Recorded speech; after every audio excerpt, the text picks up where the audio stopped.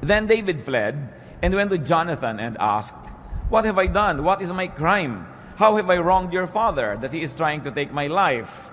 So David hid in the field. Alam po natin ang background niyan, itong tatay ni Jonathan, si King Saul, wanted to kill David because he was threatened by David's anointing from the Lord.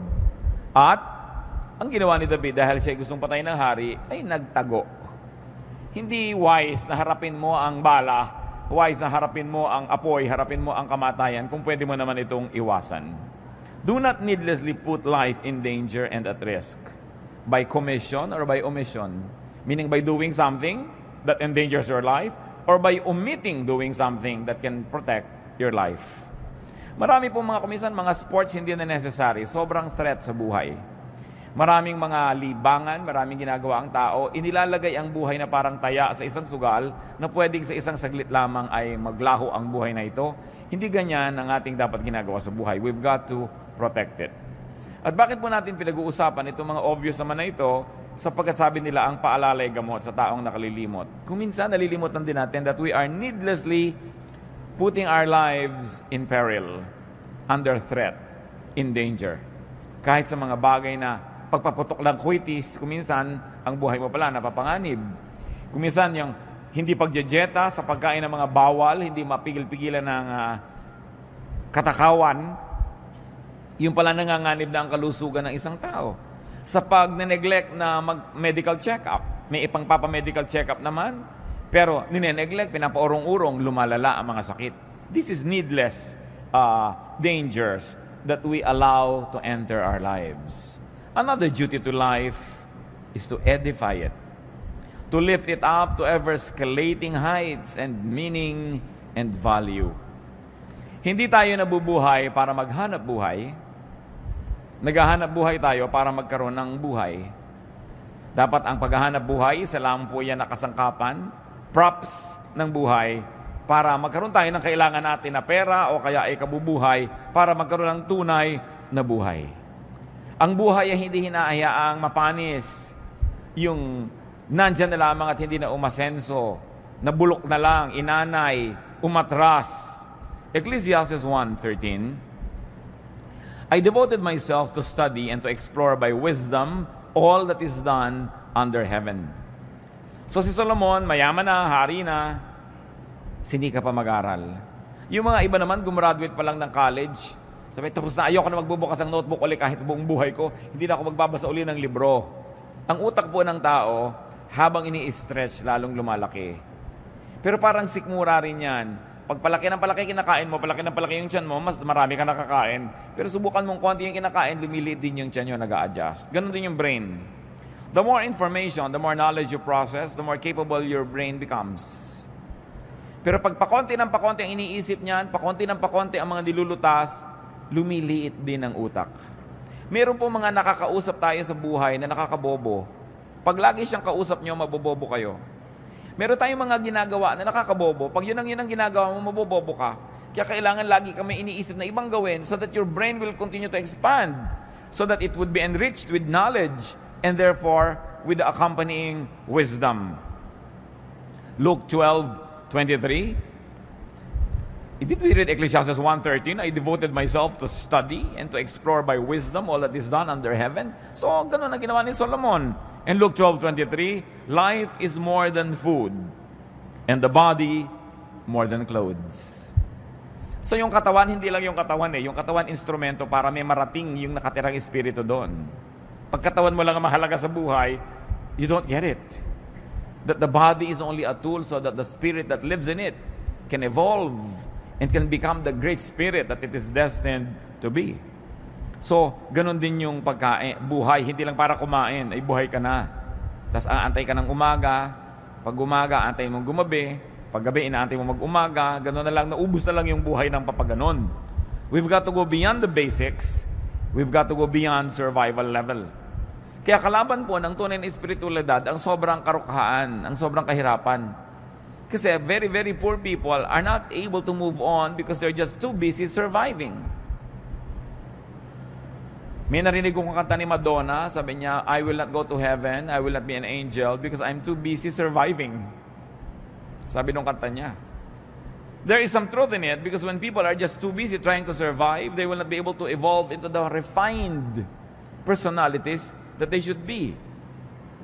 Kaya kahit edad, nilalampasan para magkaroon ka ng lalong credibility. At kung bata ka pa at may credibility ka na, kailangan ipakita mo yon at lagi mong patunayan. Si Paul, ang kanyang payo kay Timothy, sapagkat itong si Timothy isang batang leader, 1 Timothy 4:12, don't let anyone look down on you because you are young. But set an example for the believers in speech, in life, in love, in faith, and in purity. So hindi excuse na bata pa ako o kabataan pa lang ako so pwede akong maging ganito lang. Sabi kailangan malampasan mo agad yan, mag-graduate ka kasi napakaiksi ng buhay pero napakaraming dapat marating. Sa katunayan, even geographically speaking, napakaraming lugar na dapat mabisita. Napakaraming pagkain dapat matikman.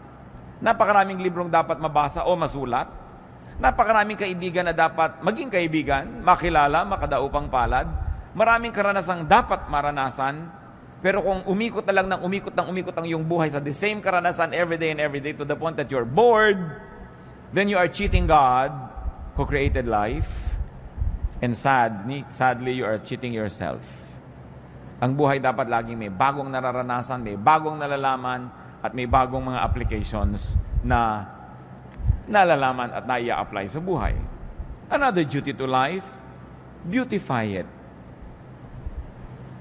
Make life lovelier, nicer, more pleasing to the body, to the soul, to the spirit. Diyan nga magaling ang mga Filipino magpaganda ng isang bagay, ng isang lugar. Pag nakakita ka ng isang babae na yung buhok niya, hindi lang tinalian, yung tali niya, may mga paru-paro, may mga bola-bolang umiikot-ikot, nag-glow-glow in the dark. Filipina yun. No, yung sari-sari ang nakalagay sa ulo. Hindi lang tinalian para huwag maggalawan yung buhok. Decorative pa, beautiful. Si Solomon, na napakatalino, anong ginawa niya? Ecclesiastes 2:4-8. I built houses for myself and planted vineyards. I made gardens and parks and planted all kinds of fruit trees in them. I made reservoirs to water groves of flourishing trees.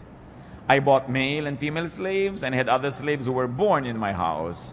I also owned more herds and flocks than anyone in Jerusalem before me. I amassed silver and gold for myself and the treasure of kings and provinces. I acquired men and women singers and a harem as well, the delights of the heart of man. So niya, name it, I had it. Ginawa ko. At hindi maliit na bagay na siya tinawag na matalino. Ang lahat dapat makita ng mata, tiningnan niya. Ang lahat dapat matikman ng labi, natikman niya. Ang lahat dapat mahigaan ng likod, hinigaan niya. At hindi lang ba siya nabubuhay, meron pa siya mga singers. Ngayon, madali yan maglagay ka lang ng iPad, magpatugtog ka ng cassette dyan o video, may tugtog ka na. Pero noong araw, kailangan pa ng mga live orchestra, nilalagyan. Bakit po nilalagyan ng musika ang buhay? Kasi nagpapaganda yan. Bakit nilalagyan ng kulay ang buhay? Kasi nagpapaganda yan. That's why the eye is able to see many shades of colors. That's why we can appreciate various shades of temperature. Lamig o init. Merong gusto mo kinakain mo na maligamgam. Merong gusto mo talagang nagbabaga sa init. Merong gusto mong nagyayelo sa lamig. And all of that are experiences that human beings were designed by God to explore and to enjoy. So beautify your life. Yung bahay nyo, maliit man, pagandahin. Ang gulo-gulo, ang dami-daming kalat, ang lihim lang yan, marami ka lang kahon. Paglalagay mo lahat sa kahon. Diba? Hindi saburay-ray dyan sa bahay mo lahat ang bagay-bagay. No? Hindi yung ang gulo-gulo. Hindi kailangan ka maging mayaman para maging maganda ang kapaligiran.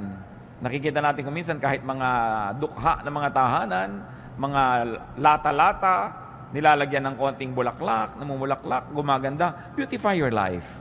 Decorate your life. And you know, one of the best decorations of a house are the good friends that visit it. Yung maganda yung nadadalaw ka, dumadalaw ka.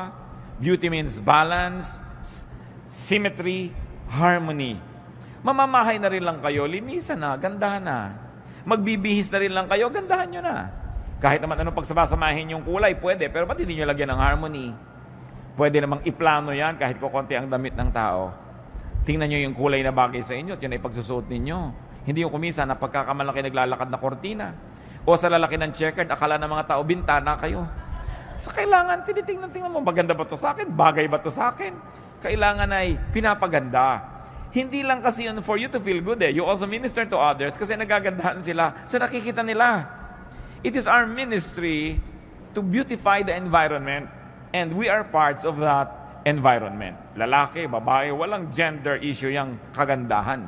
Kaya nga napakaganda po ng wikang Tagalog kasi sa atin yung ganda pang lalaki at saka pang babae din yan. Sabi natin, magandang lalaki. Di ba? Ganun din tawag natin. Hindi natin hinahati sa gender yung beauty.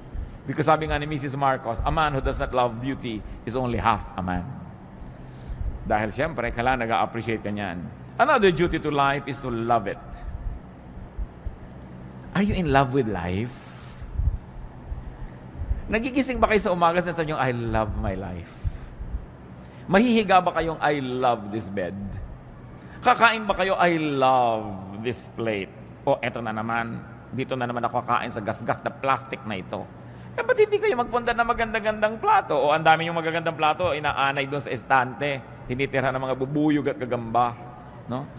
Kailangan gamitin nyo yung mga magagandang bagay na yan. You should love life. Huwag yung gutay-gutay na ang inyong mga tuwalya, tapos ang gaganda nakatago. Ano nyo yun, di ba? Kailangan gamitin yun. Meron naman kahit tayo hindi mayaman, meron tayo niya magagandang tuwalya, mga pang-derby na mga bedsheet. Gamitin ninyo yan. Kasi pag pinagagamit nyo yan, nakita ng Lord na magagasgas na, makukulangan na, papalitan niya.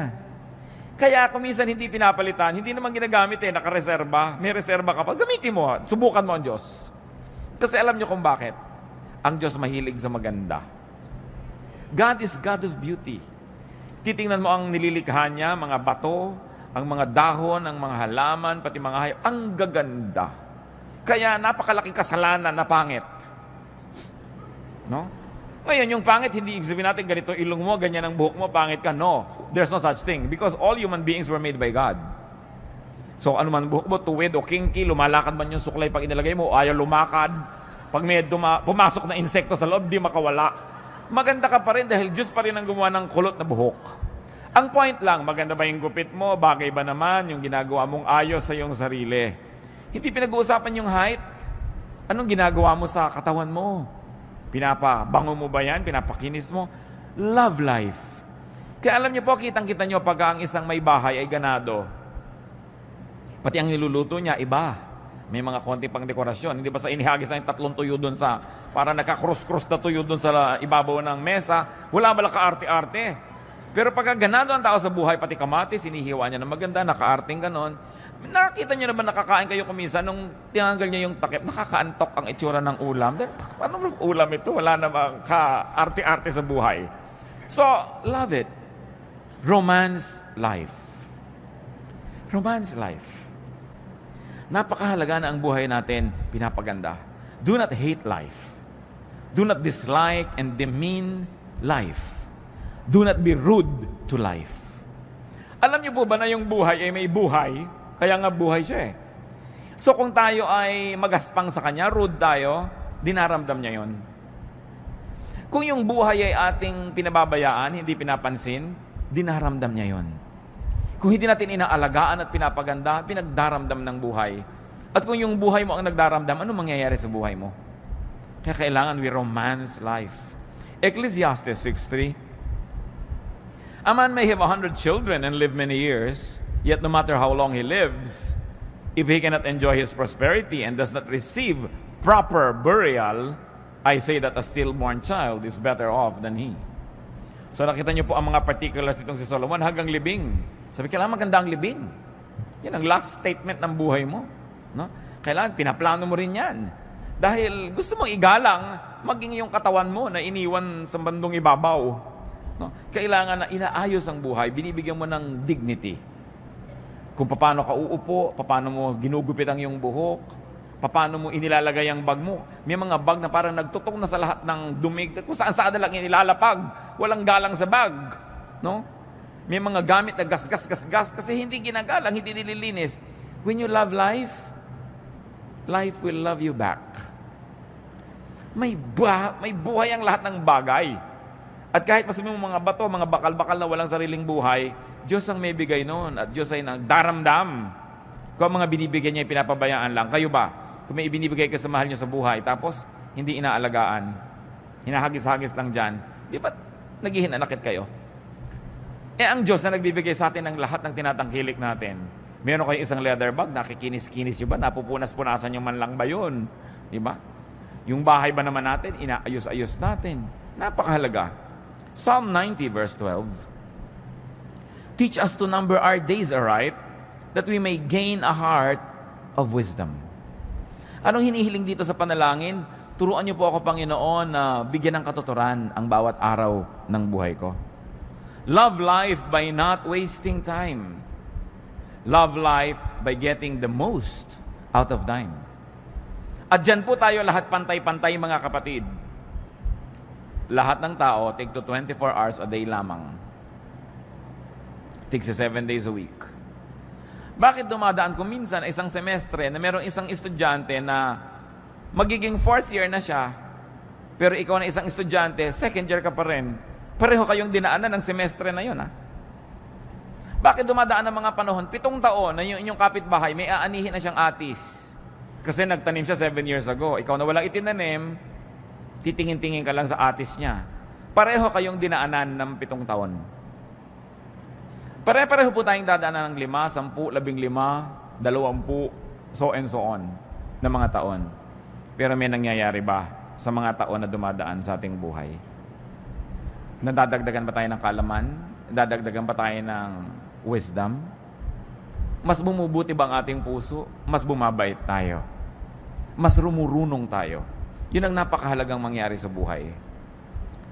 Love life and live it. Yung buhay dapat ipamuhay. Go gladly through the motions of living. Ano ba yung mga motions of living? May mamamatay, may mauospital, may ooperahan, may dadalawin, may mangungutang, may sisingilin, may babayaran, may papakinggan, meron kang sasabihin. These are the motions of life. The activities and the rituals, both great and small, of living. Kakain ka, maghuhugas ka ng plato, mamamalengke ka, ililigpit mo mga pinamili mo. These are the motions of life. Ginagawa nyo lang ba yan dahil dapat gawin?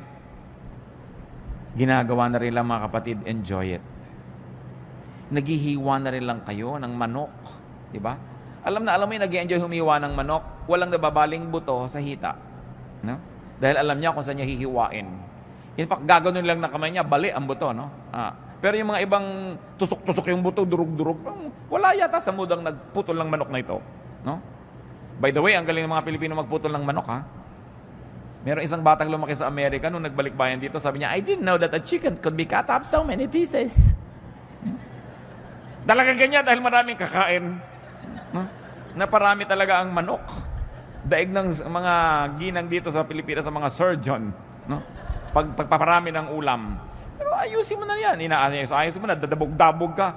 Enjoy every minute. Because if you work for 1 hour or 2 hours, may nililinis ka, hinuhugasan mo yung mga balat ng talaba, o kung ano man yan, at nagdadabog ka, nainis ka, kapatid, ikaw nalugi nun dahil may dumaan na isang oras na hindi mo na-enjoy. At hindi na babalik ang oras na yun kahit kailan. Kaya lagi kong sinasabi sa mga bagulang ng mga bata, enjoyin nyo na mga anak nyo. Yung para kayong puno na laging sinasampa ng anak nyo, pagdating ng araw, ni ayaw niyang makita kayo kasama sa mall. No? So habang laging nakasama, isama ng isama, laging pabuhat ng pabuhat, buhatin. Hindi laging ganyan yan. Dumadaan ang panahon. Mabuti na yung walang pinagsisisihan. Ecclesiastes 9, 7-10, Go eat your food with gladness and drink your wine with a joyful heart. For it is now that God favors what you do. Always be clothed in white and always anoint your head with oil. Enjoy life with your wife whom you love all the days of this meaningless life that God has given you under the sun, all your meaningless days. For this is your lot in life and in your toilsome labor under the sun. Whatever your hand finds to do it with all your might. For in the grave where you are going, there is neither working nor planning, nor knowledge, nor wisdom. Sabi niya, gawin mo na lahat. Gawin mo with feelings. Mag-aayos ka ng bulaklak. Sinaksak mo na lang bigla doon sa baso yung mga bulaklak. Gandahan mo. Diba? Magtitiklop ka ng kumot, hindi pantay-pantay yung mga sulok. Gandahan mo. Isasalansan mo ang mga tuwalya sa cabinet. Gandahan mo. Sabi gano'n, para lahat ng ginagawa mo, meron kang satisfaction. tuwang-tuwa ka, nag-enjoy ka sa buhay. Do not just exist. Live. Have a life. Have excitement. Have passion and feelings.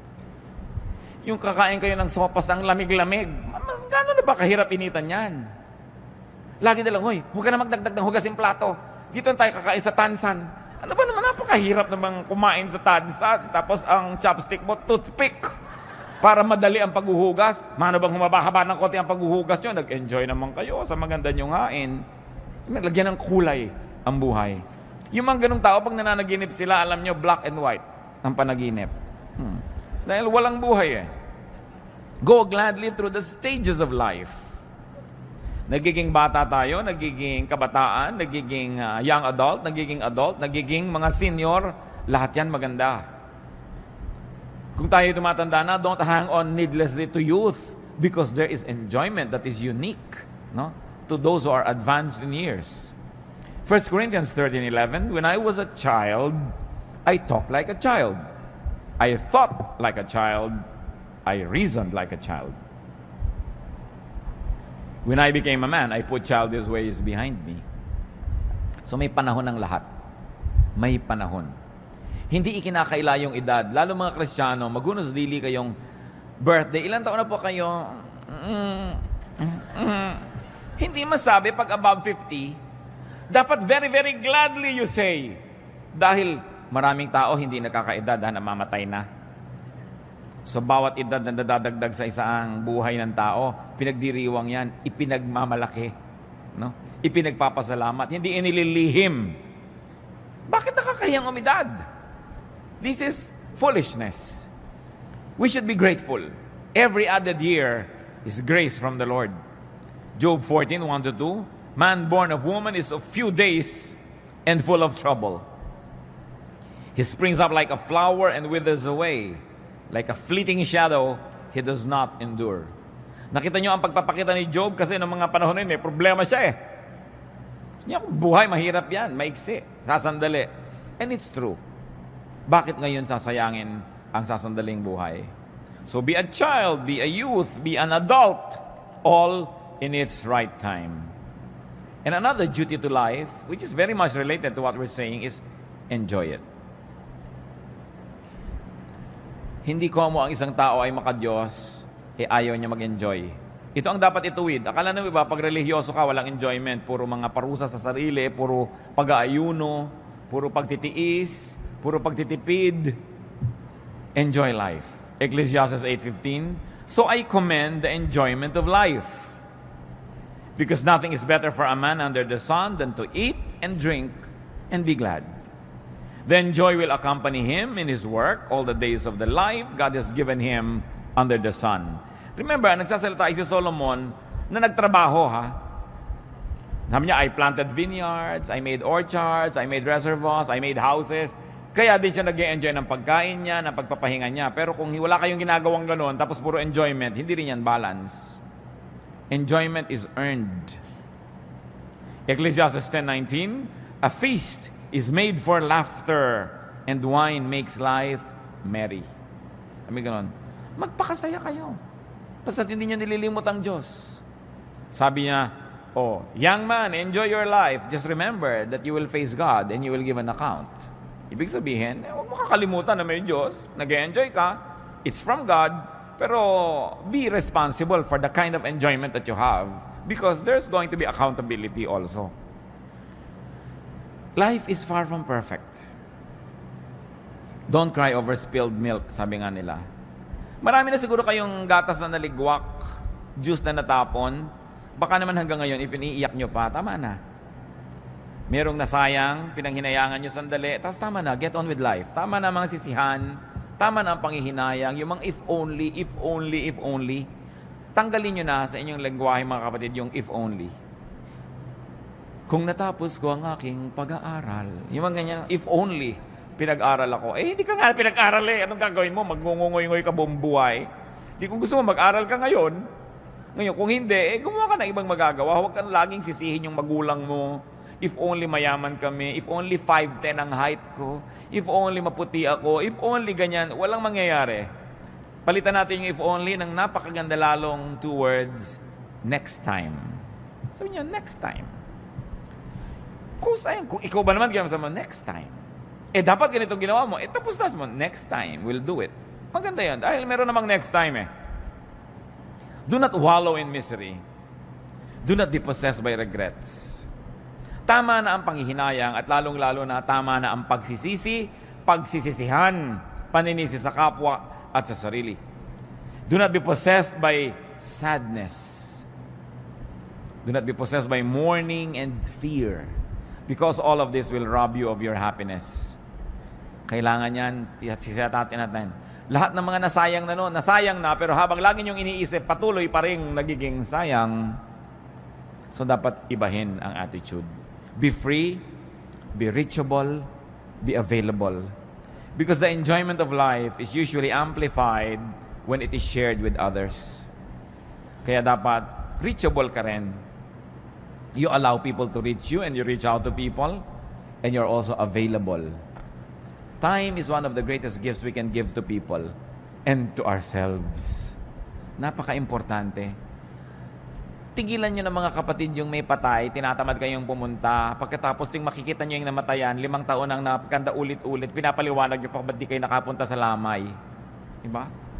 Yung may kasal, tinatamad kayong pumunta na lang kayo, kaysa yung kutakot-takot na excuse ang ibibigay mo, ipinaghinanakit pa nung tao, nung yumaman, di ka nabalatuhan, kasi wala ka nung kasalan. No? So, yung mga katamaran ko minsan, naranasan nyo na ba yan na gusto nyong pumunta pero tinatamad kayo? Pero nung nagpunta na kayo, nung pauwi na kayo, you were glad you did it. Because you know you did the right thing.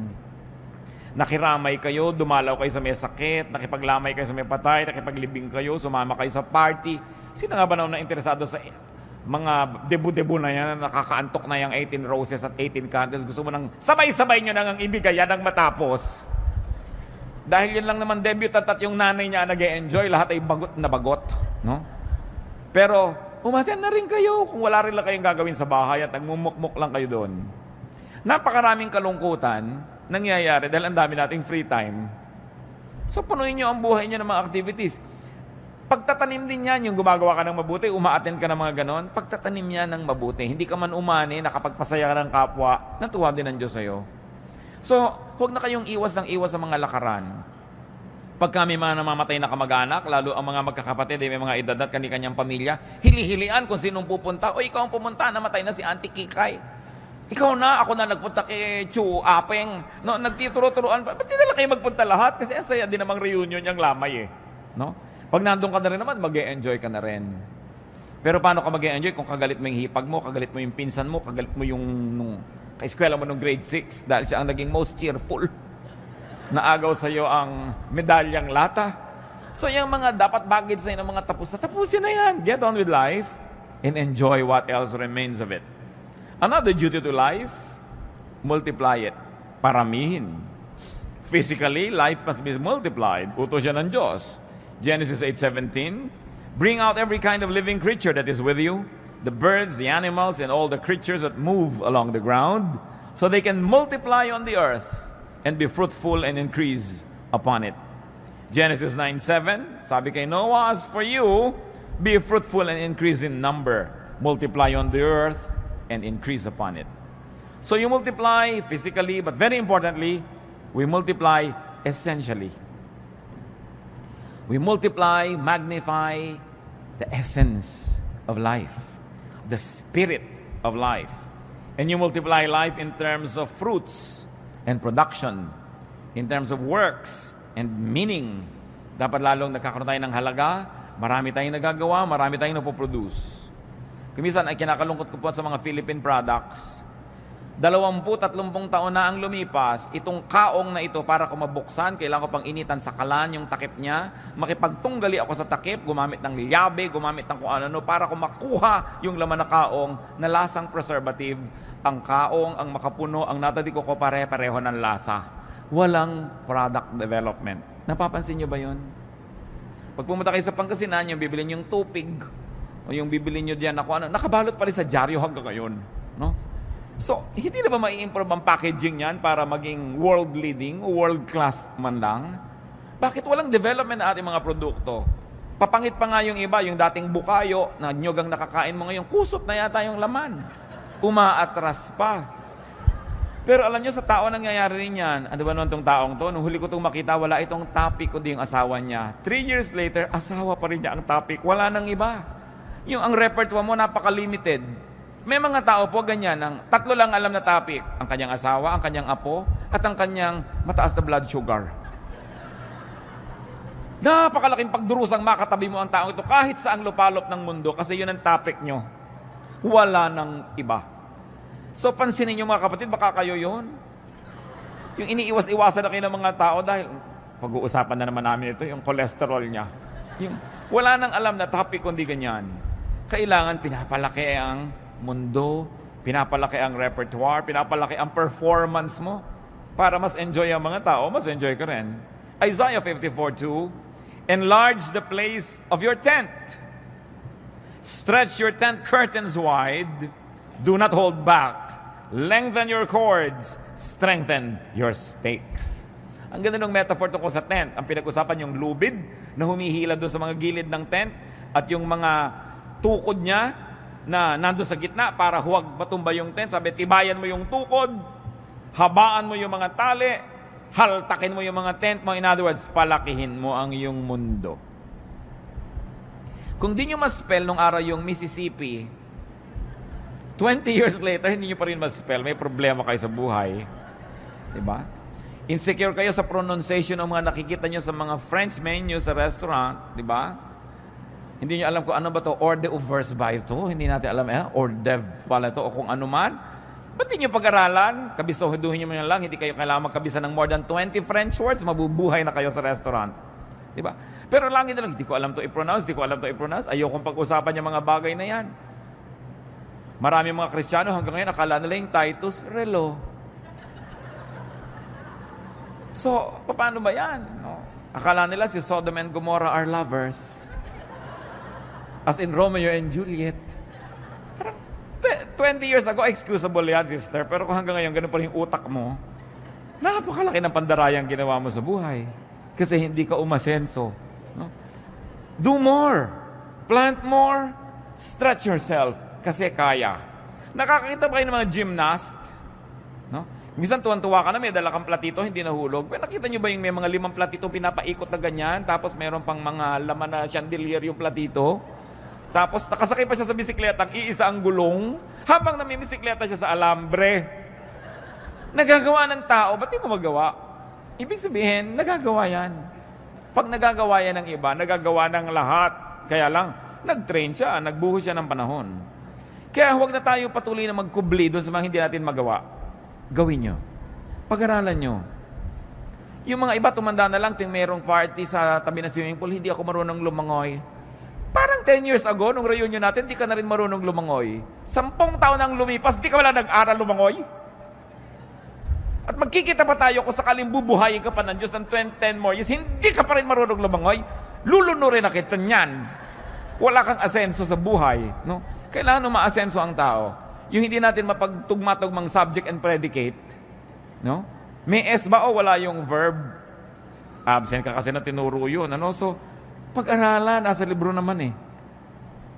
Yung hindi kasi ako marunong magluto ng dinugan, hindi ako kasi marunong magluto ng potsero, 3 years ng excuse yan, hanggang hindi pa rin marunong magluto. Dapat palakihin ng utak. Another duty to life is to restore it. Life will have pains and sorrow. Life will have mistakes. Life will have falls and damages. Ang dapat ginagawa ng tao is to keep restoring life. Laging may sira, dapat laging nire-repair.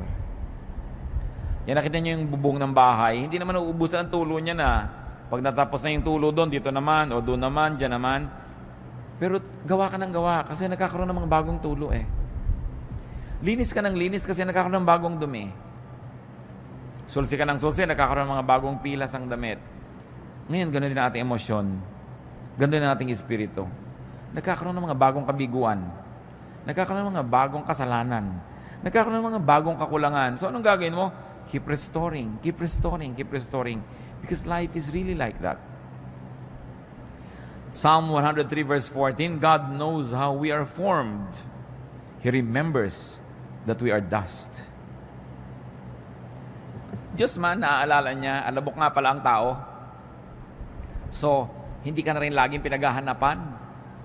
Pinagpapasensyahan ka, pinapatawad. Ganon din dapat ang ating policy sa ating sarili at sa ating kapwa. Kung nagkakasala, ihingi ng tawad sa Diyos. At kalimutan na, tama na. 1 John 1:19, if we confess our sins, He is faithful and just and will forgive us our sins and purify us from all unrighteousness. Mga mag-asawa lalo na, sigurado magkakaroon ng pagkukulang asawa nyo sa inyo. Ang nagtatagal lang, yung nagpapatawaran. Nagpatawad kayo. Kung nagkamali ang asawa nyo, talaga namang makapilas-pilas ng pusong pagkakamali. No? Parang gusto niya na talagang uminom ng lason, tumalon sa dagat, pasabugin ng lahat ng granada sa loob ng inyong tiyan, sa sama ng loob nyo. Ano magagawa nyo? Nangyari na. Lalo tumihingi naman ng tawad, patawarin nyo na. At kung pinatawad nyo na, huwag nyo na ungkatin. Tapos na. Tama na. Get on with life. Yung minsan kayo nasaktan, tama na. Pero yung inuungkat nyo yan, yung hinuhukan nyo yung bangkay ng nakaraan, masasaktan kayo muli. Gusto nyo yun? Lagi nasasaktan? Let's forgive. Because we also need forgiveness from God. Pick up the pieces. Stand up. Rise whenever you fall. Nasunog ng asawa nyo, bahay nyo. Sorry. Tumira muna kayo sa bahay ng posporo. Tupperware na malaki. Anong gagawin nyo? Papatayin nyo siya, di nawala na kayong bahay, nawala pa kayong asawa. Doble nawala. Nangyayari yan eh. Damay-damay tayo. Yung mga mahal mo sa buhay, may gagawin pagkakamali, sinasadya mo o hindi, nadadamay ka. At ganoon din naman eh, may gagawin din tayo, madadamay din yung iba. Part of life. So sabi ni Solomon, be wise. Learn how to live. Kaya sabi niya, enjoy, enjoy, enjoy. Kasi sabi niya, may mga moments, kahit gusto mo, hindi pwede mag-enjoy. May mga moments, gusto mong kumain na masarap, wala kang pera. So pag may pera ka, may gana ka, kumain ka na. Kuminsan naman, may gana ka, wala kang pera. Kuminsan may pera ka, wala kang gana. Pag nagtagpo yung dalawa, fiesta. Eat. No? Sabi ko noon, pagka nagkataon na masasaya kayo, lahat mag-enjoy kayo, magsaya kayo. Hindi yung eto yung asawa mo, sayaw tayo, darling. Ayoko sumayaw. Mag-aral ka sumayaw. Huwag kang killjoy sa buhay. Ayoko. O kaya, pakakantahin ka, kanta ka. Ayoko. Nung mahawa ka ng mic, ang ika-17 ko po kaawitin. Hindi na maawat. No? Huwag kayo laging pakipot ng pakipot, ayaw sumali. Akala mo mababawasan ng dangal, bababa sa dambana kung gagawa ng mga kabaduyan sa buhay. Do this. Life has so much breadth and width and length that it must be enjoyed. Allow yourself to be restored and allow others to be restored as well. I think one of the great achievements of life is this. How many lives you help restore? How many lives you allowed to be restored through your cooperation and forgiveness? Yan ang mga medalya ng buhay. Ilan ang nakabangon dahil pinayagan nyo? Ilan ang nakabangon dahil ibinangon ninyo? Napakasayang achievement yan sa buhay. Be changed. Be restored. Be reinvented whenever needed. No? Live the phases of life and live many lives, many roles, many times. Kung meron po tayong mga ugali na nagpapabawa sa atin para ma-appreciate yung life, sabi sa Romans 12:2, be transformed by the renewing of your mind. Minsan kasi biktima tayo ng maling pagpapalaki. Pero pag na-realize na natin na mali yun, di talikuran natin yung mali na yun, itama natin yung buhay. Lalong-lalo kung may ugali kayong mahirap kayong makasama, may ministration kasi tayo sa kapwa eh. Kung minsan enjoy na enjoy yung pamilya, nakikita yung mukha nyo pagkahaba-haba, pati enjoyment nila nababawasan. Ikakasal yung anak nyo, naninimangot kayo dahil ayaw nyo sa manugang nyo. Di ba? Hindi naman kayo magwawagi, huwag na kayo nakikipag-contest sa manugang. Hindi kayo magwawagi, promise. So makikooperate na lang kayo. Be wise. No? Kaya napakahalaga na natututo tayo sa mga karanasan ng mga nauna sa atin. Alam niyo na sitya beke ninyo, inaway yung manugang, pati anak niya, lagalit sa kanya, tapos gokopyahin nyo na naman ngayon yun.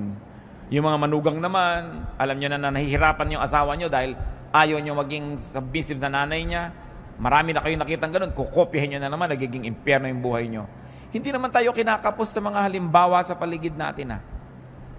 Bakit kinokopya pa natin yun?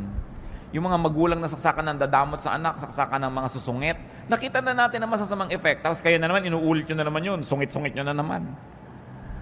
We should learn from many lives that are lived around us so we can save on the tears and the agony. Be transformed by the renewing of your mind.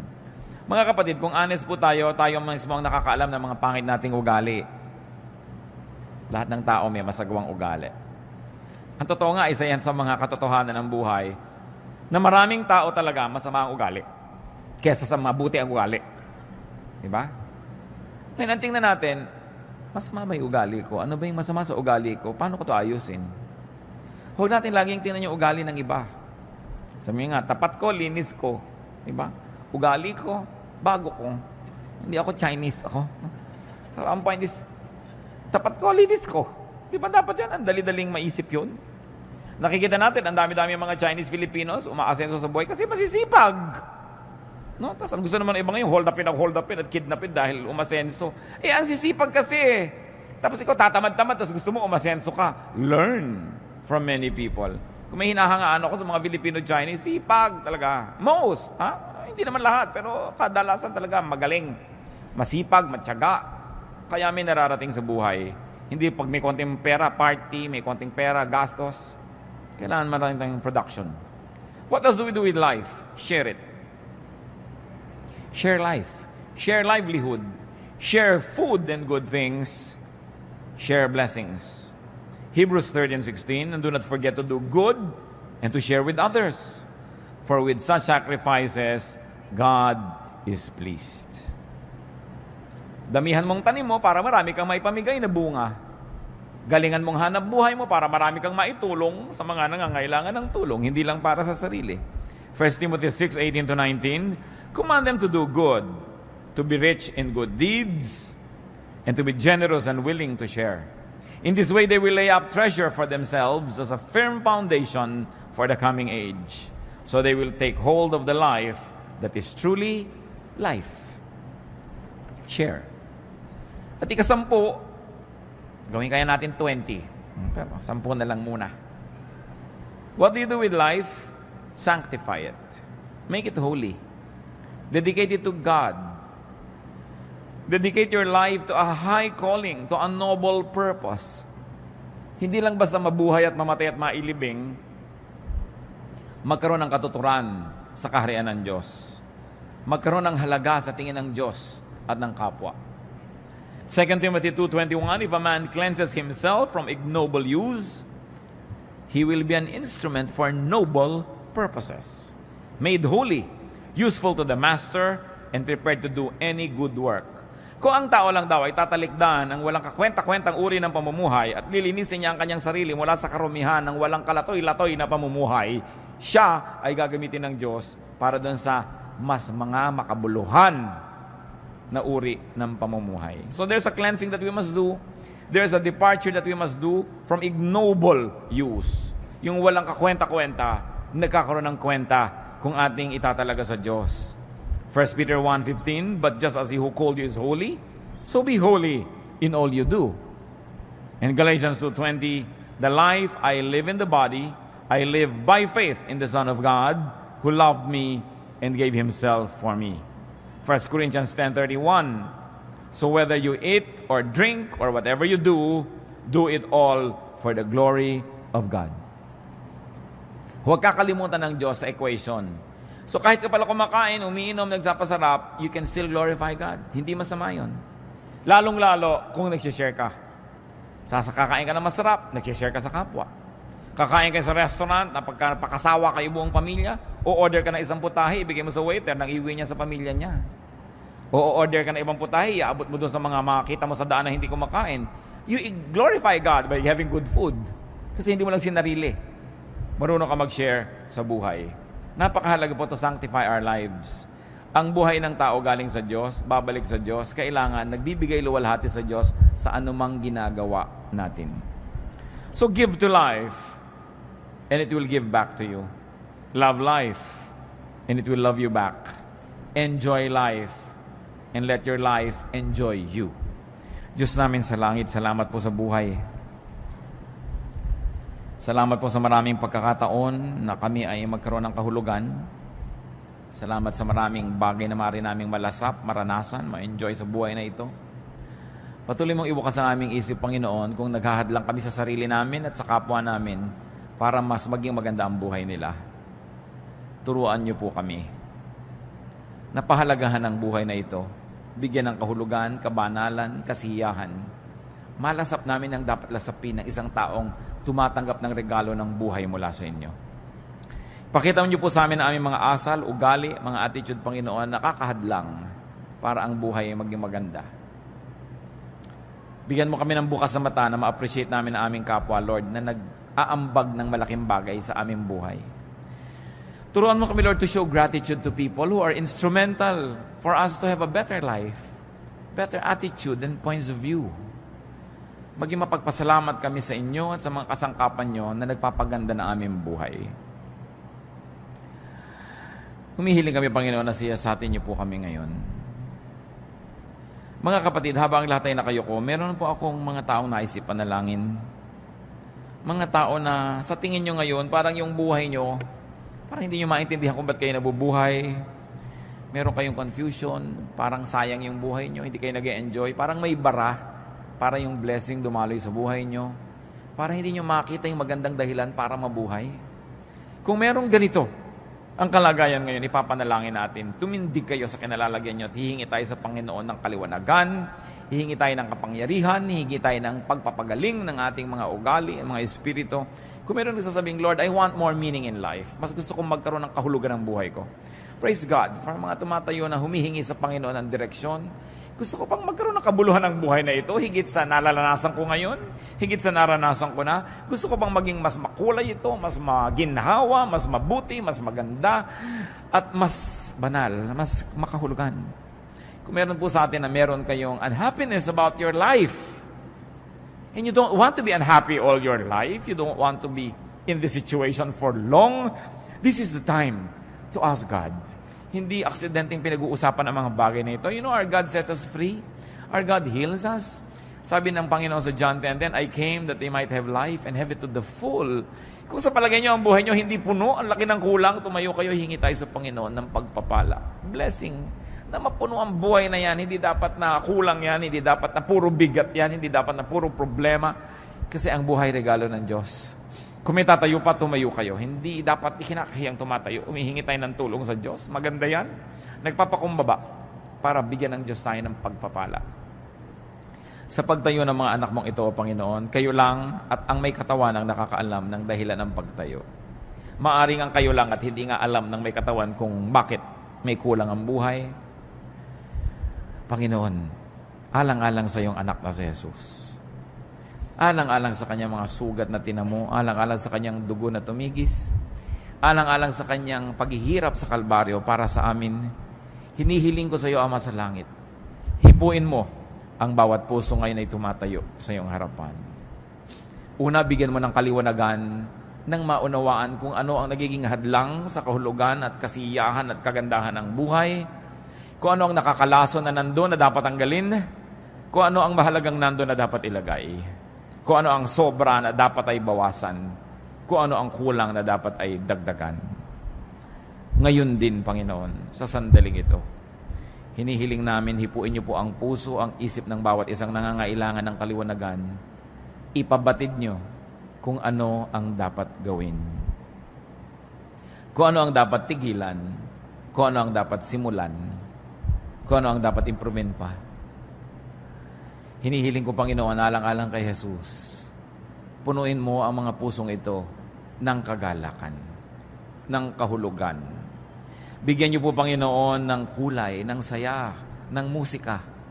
Bigyan niyo, Panginoon, ng ganda ang mga buhay na ito. Kayo ang nakakaalam kung ano ang kulang na siyang magpupuno, ipagkaloob niyo, napakayaman niyo at di niyo ipaghihirap na tugunin ang pangangailangan ng iyong mga anak. At dinadalangin namin, Panginoon, ang mga kapatid na ito ay magkakaroon ng malinaw na isip, maiwasan ang mga dapat ng iwaksi sa buhay. At nawa, Panginoon, kung ito ay may kinalaman sa pag-uugali, ituwid mo ang aming mga ugali nang walang maging hadlang para dumalo yung iyong pagpapala. Kung ito ay tungkol sa mga damages ng nakaraan, naging mahiyain, nagkaroon ng inferiority complex, nagkaroon ng takot, nagkaroon ng phobia, nadala, nahirapan, pawiin mo ang mga sugat na ito, Panginoon. Papaghilumin mo ang mga sugat ng puso na yung mga anak. At huwag ka mag-iwan ng anumang bakas. At nang sa ganun, magkaroon ng isang panibagong buhay, bagong pasimula. Kung ang nagiging hadlang ay mga bagay, mga pananalapi, mga instrumento at gamit, lalo namang hindi kayo nagkukulang dyan, O Diyos. The earth is the Lord's and everything in it. So we ask you, Father, move your powerful, loving hand and provide your people with their needs. Pagbuksan nyo ng pinto, Panginoon, pagkalooban ng mga kailangan, paulan ninyo ang pagpapala, palakasin ng mga kahinaan, papagliwanagin ng mga kadiliman. At kung ito'y may kinalaman sa kalusugan, Panginoon, palakasin nyo ang katawan ng iyong mga anak, pati ang isip at emosyon, pagalingin nyo ang mga karamdaman, Panginoon, at bigyan nyo ng ginhawa. Ano man yun, O Diyos, sa napakaraming maaring dahilan na nagiging hadlang para makita ang ganda ng buhay. Maaring walang kaibigan, walang kapartner sa buhay, maaring may mga kasama na nagpapahirap ng loob. Panginoon, ano man ito, kayo ang magturo ng bawat hakbang na dapat gawin ng iyong mga anak upang mapalaya ang mga sarili sa iba't ibang mga piitan at mga kulungan na ito, upang malagot ang iba't ibang mga tali at tanikala na naggagapos sa iyong mga anak. Bigyan mo, Panginoon, ng sigla yung mga matatamlay. Ang mga mahiyain, bigyan mo, Lord, ng self-confidence. At kung may mga mangmang at mga kamangmangan, punuin mo kami ng karunungan. Turuan mo kami, Lord, to be studious. Turuan mo kami, Lord, na mag-aral at nang sa ganun, huwag kami maging bihag ng kamangmangan habang panahon. At bigyan mo ang Panginoon ng iyong mga anak na mga tutulong, magpadala ka ng mga tao at mga anghel na gagabay, tutulong, mag-aadya sa masama. At nang sa ganun, sa maikling buhay na ito na inyong ipinahiram sa amin, malasap namin ang lubos ng iyong pag-ibig. Madama namin ang iyong kabutihan at kami naman maipadama sa iyo ang aming pagsamba at maipadama rin sa kapwa ang aming pag-ibig. Panginoon, pagpalain nyo ang mga tumatayong ito. Buhusan nyo ng pagpapala. Buksan nyo ang pinto ng langit at pagliwanagin sa kanila inyong mukha.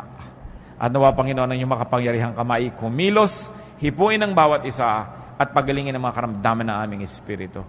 Salamat, O Diyos, sa iyong mga himala. Salamat at maaari kaming dumaing at magsumbong sa inyo. Salamat at maaari kaming lumapit upang humingi ng pagpapala. Maglakas loob na humarap sa inyo at humingi kahit walang patago. Kasi kayo, Diyos, ay Ama namin. Kayo'y makapangyarihan at kayo ang nangako. Nasasagutin niyo ang aming mga dalangin. Mga kapatid, lawakan, laliman ng pananalig, tanggapin niyo mula sa ating Amang Diyos ang inyong mga hinihingi. Papagpalain kayo ng Panginoon, papagliwanagin ang inyong buhay at nawa kung ano man ang hindi nyo natamasa, whatever you missed in the past, may the Lord give it to you tenfold, 100-fold, that your life may overflow with blessings, with peace, with happiness, with joy, and even with pleasure. And above all, your life will be characterized by holiness, by godliness. Father, bless your people. Bless them in the name of Jesus our Lord.